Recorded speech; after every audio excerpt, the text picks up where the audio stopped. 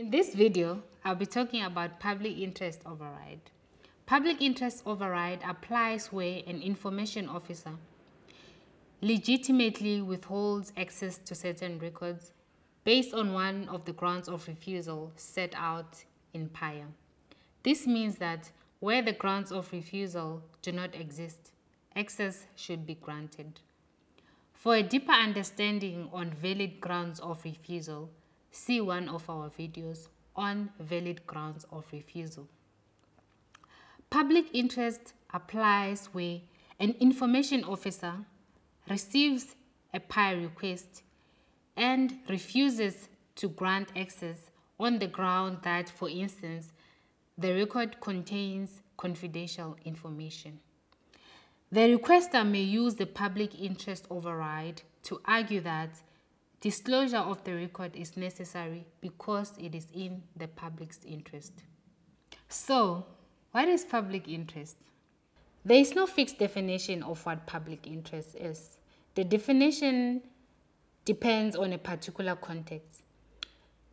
When considering access to information, it can be defined as matters that are necessary for the public to exercise their constitutional right to access information.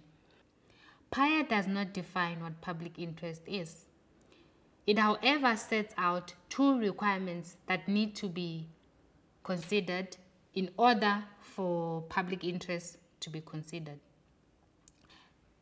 The first requirement is that it must be proven that the disclosure will reveal evidence of either substantial contravention of the law or an imminent environmental risk or public safety. Substantial contravention of the law occurs when a public official who has a duty to uphold the law does something that is in violation of the law.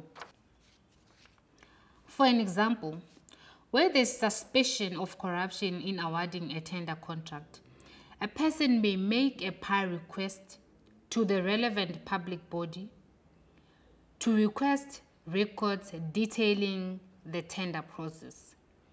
If the information officer refuses access on the ground that the contract contains private information of a third party, the requester may argue that where public resources are used, the public have a right to know. This was seen in the Supreme Court of Appeal case of Avusa Publishing versus Gobishiane. The Supreme Court of Appeal granted access to a report that it would otherwise be exempted under Section 44 of PIA on the basis of the public interest override.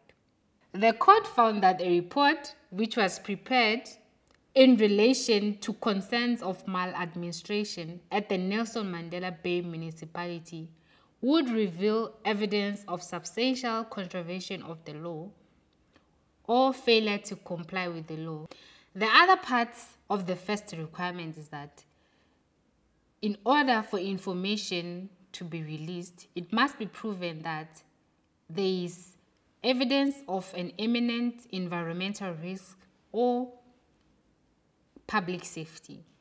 Public safety or environmental risk is defined in PIA as a product or a service which is available to the public, a substance released into the environment, including but not limited to the workplace, a substance intended for human or animal consumption.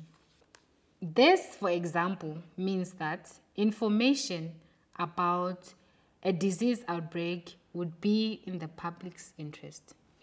The second and final requirement or step is that it must be proven that the disclosure of the record clearly outweighs the harm contemplated. This means that the relevant review body must assess each case on the merits, weigh the public interest against the harm contemplated. And if it is found that the public interest in the disclosure of the information clearly outweighs the harm contemplated, then the record must be released. In conclusion, it must be noted that proving that there is substantial contravention of the law, or an imminent environmental risk must be proven on a balance of probabilities. This means that you don't have to prove beyond reasonable doubt. All you need is reasonable suspicion that an unlawful activity has taken place.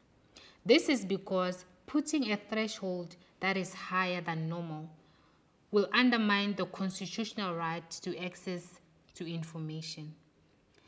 Should there be a further dispute on what constitutes public interest, the matter will be referred to the courts for further analysis.